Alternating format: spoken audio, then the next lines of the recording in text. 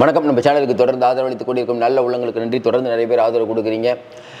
நேற்று நம்ம கெஜ்ரிவால் அவர்கள் வெளியில் வரும்போது நம்ம ஒரு பதிவு போட்டிருந்தோம். நாளை டெல்லியில் பிரம்மாண்டமான மீட்டிங் அப்படின்னு நம்ம மட்டும்தான் சொல்லியிருந்தோம்னு நினைக்கிறோம். நீங்கள் வேணால் பார்க்கலாம். இன்றைக்கி அது ஊர்ஜிதமாகிருக்கு. இன்று ஒரு மிகப்பெரிய ரோட் ஷோ கெஜ்ரிவால் பண்ணுறாரு. அவர்களுடைய அந்த நிர்வாகிகளுடன் ஆலோசனை பண்ணுறாரு. அப்புறம் அந்த அனுமன் மந்திர் போகிறது, இதுக்கெல்லாம் வாங்கன்னு வேறு கூப்பிட்டாரு. டெல்லி கெஜ்ரிவால் இவங்க ரெண்டு பேரையும் மையமாக வைத்து இந்தியாவில் இருக்கக்கூடிய எல்லா மீடியாவும், ஒட்டுமொத்த மீடியாவும் இதை ஹைலைட் பண்ணுறாங்க. நேற்றைக்கு முன்தினம் பிரதமர் மோடி அவர்கள் தன்னுடைய பிரச்சாரத்தை கேன்சல் பண்ணுறாரு.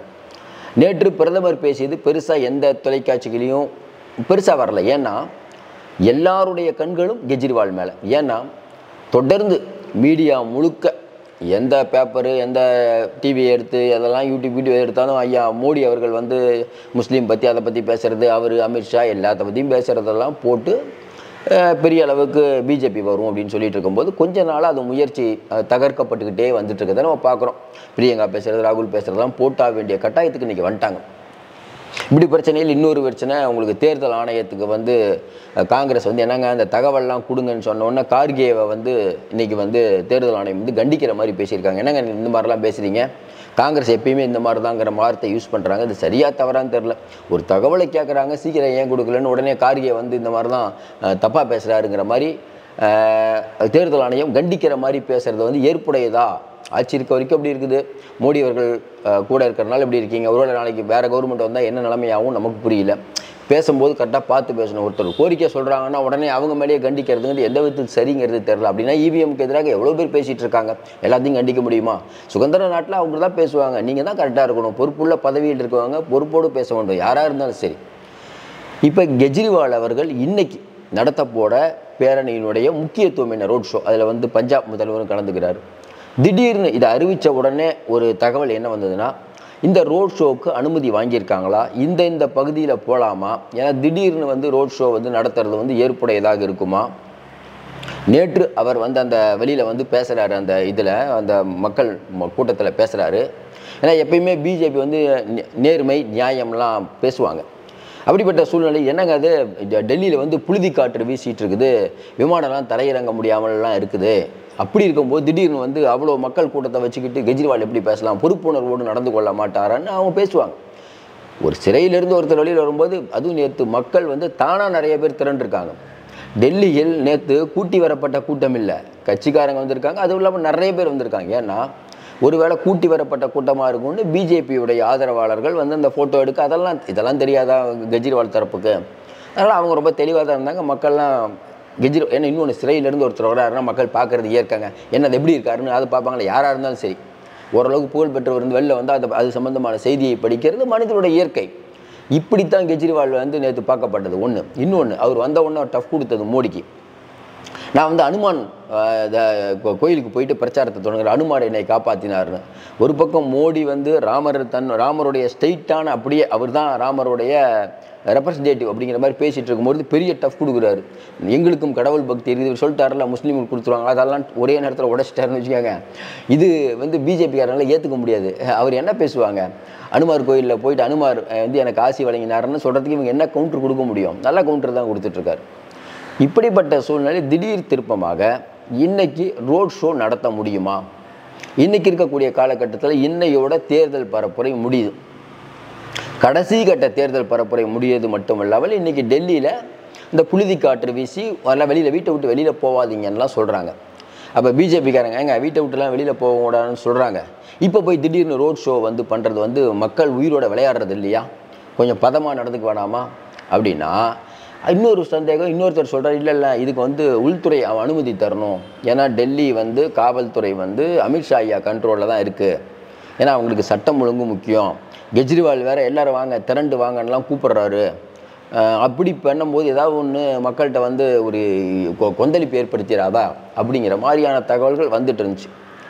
அப்போ நம்ம இது எப்படி பிஜேபி எடுத்துக்கும்? ஏன்னா பிஜேபி எந்த மாதிரியான விஷயங்களை எப்படி எடுத்துக்கும் அப்படின்னு கடந்த காலத்தில் பார்த்தீங்கன்னா, இந்த விஷயத்தை பொறுத்த வரைக்கும் அமித்ஷாவோ மோடியோ கண்டிப்பாக அதுக்கு தடைன்னு சொல்லிடாதீங்க. ஏன்னா அவங்களுக்கு நல்லா தெரிஞ்சு போச்சு. முதல்ல அவரை உள்ளே தூக்கி போட்டு உள்ளே வச்சே இருக்கணும்னு பார்த்தோம். அதுக்கப்புறம் வெளியில் வந்துட்டார். வெளியில் வந்ததுக்கப்புறம் நீதி வென்றது, இல்லை வந்து உச்சநீதிமன்றம் நாங்கள் வந்து தப்புன்னு நினச்சி போட்டோம். எது இடி ஏன் மோடி சொல்லக்கூடாதுன்னு பார்க்குறீங்களா? மோடி தான் சொல்லணும். ஏன்னா மோடி தானே இடி. ஆமாங்க, ஏற்கனவே வந்து உச்சநீதிமன்றம் பல தீர்ப்புகள், வரலாற்று சிறப்புமிக்க தீர்ப்புகள்லாம் கொடுத்தது. ஆனால் இந்த வழக்கை பொறுத்த வரைக்கும் கெஜ்ரிவாலை முழுக்க உடலை 1ஆம் தேதி வரைக்கும் விட்டுருக்காங்க. 2ஆம் தேதி சரண்டர் ஆகணும். ஜனநாயகத்தில் எங்களுக்கு என்ன? மோடி சொல்லுவார் எங்களுக்கு என்ன, அவர் வந்து பிரச்சாரம் பண்ணிட்டோம் எங்களுக்கு என்ன, அவர் தகவலை சொல்லிட்டு வேணா பொய்யாதான் சொல்லுவார், அவர் வந்தால் எங்களுக்கு இன்னும் நல்லது, அப்படி தானே சொல்லணும். ஆனால் ஒன்றுமே பேசலை அதை பற்றி. அப்போ என்னன்னா மோடிக்கும் அமித்ஷாவுக்கும் நல்ல ஒரு விஷயம் புரியுது, அவர் வந்தது நமக்கு சிக்கல். இப்போ எப்படி அதை எதிர்கொள்கிறது? ஒன்று அதை பேசலாமா வேணாமா?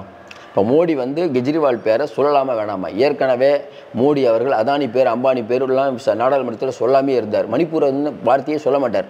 ஏன்னா அதெல்லாம் பேசி தேவையில்லாமல் பேக் ஃபயர் ஆக போதுன்னு சொல்ல மாட்டார்.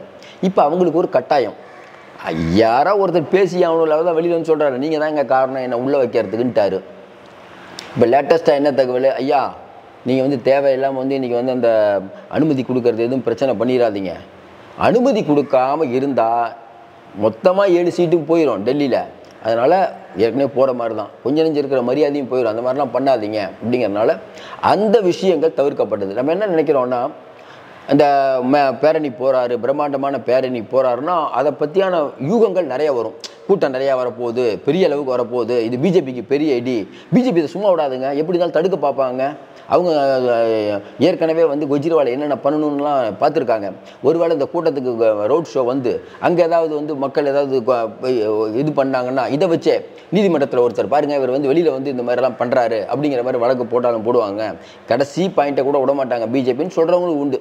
ஆனால் விசாரித்த வரைக்கும் இப்போ கடைசியாக இல்லைங்க ரோட் ஷோக்கெலாம் பிரச்சனை பண்ண மாட்டாங்க, நம்ம இதான் எதிர்பார்த்தோம், அதெல்லாம் பிரச்சனைலாம் பண்ண மாட்டார், அது வந்து யூகங்கள் அடிப்படையில் நிறைய பேர் சொன்னாங்க.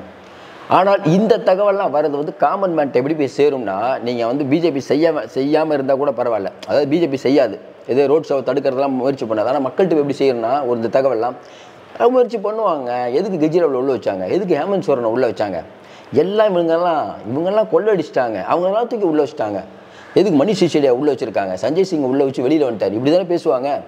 பிஜேபி எப்படி வந்து நாளைக்கு காங்கிரஸ் வந்தால் இதை கோயிலை பூட்டிடுவாங்க, இன்னும் ஒருத்தர் அஸ்ஸாம் முதலமைச்சர் இன்னும் மேலே போயிட்டார், கோயிலை இடிச்சிருவாங்களாம் ராமர் கோயிலை, அங்கே வந்து மசூதி கட்டுவாங்க, என்ன வேணால் பேசுவாங்க. அதையும் நம்புறதுனால தானே பேசுகிறாரு. மக்கள் கொஞ்சம் நெஞ்சம் இந்த ஜிக்கள் நம்புறதுனால தானே பேசுவார். அப்போ இவங்க ஏன் பேச மாட்டாங்க? தொடர்ந்து சொல்லிகிட்டு இருக்கோம், வரக்கூடிய தேர்தல், திங்கட்கிழமை நடக்கக்கூடிய தேர்தல், இவங்களுடைய கெட்ட நேரம் டெல்லி பார்டரில் இருக்கக்கூடிய மத்திய பிரதேசத்தில் நடக்குது. அங்கெல்லாம் நம்ம கெஜ்ரிவாலுடைய இன்ஃப்ளூயன்ஸ் அதிகமாக இருக்குது. ஒன்று, இன்றைக்கி சிறையிலிருந்து வெளியில் வந்ததுனால ஆந்திரா உள்ளிட்ட இடங்களில் கூட இது பெரிய தாக்கத்தை ஏற்படுத்தும். தெலுங்கானாவில் போன தடவை காங்கிரஸ் வாங்கின சீட்டு இந்த தடவை எல்லா கருத்து கணிப்பும் 10 சீட்டு ஜெயிப்பாங்கிறாங்க. இப்போ லேட்டஸ்ட்டாக நம்ம கேட்கும்போது இல்லைங்க 14 அவங்க இலக்கு, டிஆர்எஸும் இவங்களும் சேர்த்து 3 சீட்டு தான் வாங்குவாங்கங்கிறது அவங்களுடைய இலக்கு, அடித்து தூக்கிட்டு போயிட்டே இருக்காங்க அப்படிங்கிற மாதிரியான தகவல்கள் வருது. இப்படிப்பட்ட சூழ்நிலையில் இன்றைக்கி யூபியில் 11 தொகுதி, அந்த 11 தொகுதியில் பார்த்தீங்கன்னா இந்த தடவை நடக்கக்கூடிய ஃபேஸில் இருக்காங்க எல்லாமே வந்து இவங்களுக்கு உற்சாகம். ஏன்னா அகிலேஷே நிற்கிறார் அந்த தொகுதியெலாம், கஞ்சூர். அதனால் இந்த தடவை வந்து கொஞ்சம் பெரிய லெவலுக்கு பிஜேபி தொகுதிகளை இழக்கும். ஏற்கனவே நிறைய இருந்துச்சு, இன்னும் இழக்கும். அடுத்தடுத்த கட்டங்களில் கெஜ்ரிவாலுடைய பிரச்சாரம் மிகப்பெரிய வலிமை பெறும். ஏன்னா பிரியங்கா, ராகுல் இவர்களை தாண்டி இன்றைக்கி ஒரு பெரிய செல்வாக்காகவோ ஒருத்தர் ஹிந்தி பட்டில் செல்வாக்காக இருக்கக்கூடியவர் உள்ளே வராரு. அதுவும் சிறைக்கு சென்று வரும்போது அது வேறு விதமான இம்பேக்டை ஏற்படுத்தும். இது அவ என்ன பேசுகிறாங்க இப்போ? ஐயா கவிதாவுக்கு வந்து ஜாமீன் கொடுக்கல, ஏன்? அவங்க ஏதோ தப்பு பண்ணியிருக்காரு மாதிரி தெரியுதுங்க, அதனால் ஜாமீன் கொடுக்கல. மணிஷ் சிசோடியா கூட ஜாமீன், வெளியில் காமன் மேன் இப்படி தான் பேச, மணிஷ் சிசோடியா கூட ஜாமீன் கிடைக்கல, அவரும் ஏதோ சம்மந்தப்பட்டிருக்காரு உள்ளது. கெஜ்ரிவால் இதில் சம்மந்தமே பண்ணி அவரை தூக்கி ஏன் உள்ளே வச்சிங்க? ஒரு ஆதாரமே காட்ட முடியலையே, இத்தனை நாட்கள் கழிச்சும் ஒரு ஆதாரத்தை கூட காட்ட முடியாதுங்கிறதுனால தானே உச்சநீதிமன்றம் வெளியே விட்டது. உச்சநீதிமன்றம் என்ன சொன்னது? அவர் குற்றவாளி அப்படின்னா சொன்னிச்சு. இல்லையே, குற்றவாளின்னா வெளியில் விட்டுருக்காத, நான் குற்றவாளியே இல்லைங்க, என்னை தேவையெல்லாம் உள்ளே வச்சுருக்காங்க, ஆதாரமே கொடுக்காம என்னை இவ்வளோ நாள் உள்ள வச்சுருக்காங்க, என்னை தேர்தல் பரப்புரை பண்ணுங்கிறதுனால உள்ள வச்சாங்க. அதிகம் தாண்டி தேர்தல் பரப்புரை பண்ணக்கூடாதுங்கிறதுக்கெல்லாம் பண்ணாங்க. இன்றைக்கி ரோட் ஷோ கொஞ்சம் யோசனை பாருங்கள். இன்றைக்கி டெல்லியில் நடக்கக்கூடிய ரோட் ஷோ நாளைக்கு பேப்பரில் வரும்போது இன்றைக்கி டிவிலே வந்துடும், லைவ் வரும். டெல்லியில் நடக்கக்கூடிய ரோட் ஷோ எடுபடுமா, இல்லை மோடி மற்றவங்க பிரச்சாரம் ஈடுபடுமா? நீங்களே சொல்லுங்கள். எல்லாருமே இன்றைக்கி கெஜ்ரிவால் என்ன பேச போகிறாரு, ரோட் ஷோ என்ன பண்ண போகிறாரு, எவ்வளோ கூட்டம் வரப்போகுது அப்படின்னு எல்லாருடைய கண்களையும் இன்றைக்கி டெல்லியை நோக்கி திருப்பியிருக்கார், கெஜ்ரிவாலை நோக்கி திருப்பியிருப்பார். அதற்கு காரணம் ஐயா மோடி, அமித்ஷா தான். தேவையில்லாமல் சிறையில் போட்டு அமைதியாக விட்டுருந்தா கூட ஏதோ கொஞ்சம் தான் ஆதரவு வந்திருக்கும். தேவையில்லாமல் உள்ளே போட்டு இவங்க ஒன்று நினச்சா அது ஒரு போயிட்டு இவங்க நினைக்கிறது ஒன்று நடக்கிறது ஒன்று. எல்லா எலெக்ஷன் தேர்தலையும் பாருங்கள், ஐக்கிய ஜனதா மதச்சார்பற்ற ஜனதாவோட வச்சுக்கிட்டு பெரிய லெவலுக்கு கர்நாடகத்தில் ஆட்சி பிடிக்கலான்னா அந்த கட்சியால் இவங்களுக்கு மொத்தமாக கெட்ட பேர். சரி, நிதிஷ்குமார் வச்சு பிடிக்கலான்னா அவரை பல்டி குமார் சொல்லி அதுவும் போச்சு. உத்தவ் தாக்கரே பற்றி தப்பாக பேசுகிறான்னா அந்த ஆள் வந்து மகாராஷ்டிராலேருந்து ஏதாவது பேசினா தொலைச்சிருவாங்கிற மாதிரி அவர் பேசுகிறாரு. ஹரியானாவில் மனோகர்லால் கட்டாரை வெளியில் வச்சாங்க, பார்த்தா ஆட்சியே போகுது. ஃப்ளோர் டெஸ்ட்டுக்கு சொல்கிறாங்க. சரி, இமாச்சல பிரதேசத்தில் நம்ம ஆட்சியை பிடிச்சலான்னு பார்த்தா அங்கே கூட டிகே சிவகுமார் போய் அந்த கவர்மெண்ட் காப்பாற்றப்பட்டுடுச்சு. நாளைக்கு இந்தியா கூட்டணிக்கு வச்சிருந்தா கவுக்க முடியாது. உங்கள் ஆட்சி தான் நிறையா கவுந்துடும் பொழுது. மத்திய பிரதேசத்துக்கு ராஜஸ்தானில் இருக்க முதலமைச்சர் யோகி அதான் சொல்லிட்டாங்க, அடுத்து மேலே இந்தியா கூட்டணி ஆட்சிக்கு வந்தால் யோகியை தான் ரவுண்டு கட்டி அடிப்பாங்க. ஏன்னா யோகி அவ்வளோ ஃப்ராடு பண்ணியிருக்காருங்க, தெரியாமல் நிறையா பண்ணியிருக்காரு. ஒரு ஆள் வெளியில் வந்தால் தாங்க அவரை பற்றி தெரியும். வந்துட்டாங்கன்னா போதும், ஒரு கவர்னரை போட்டு யோகிக்கு எந்த அளவுக்கு பண்ணணுமோ லிஸ்ட் எடுத்து பக்காவாக பண்ண போகிறாங்கிறாங்க. பொறுத்திருந்து பார்ப்போம். மீண்டும் சந்திப்போம். நன்றி, வணக்கம்.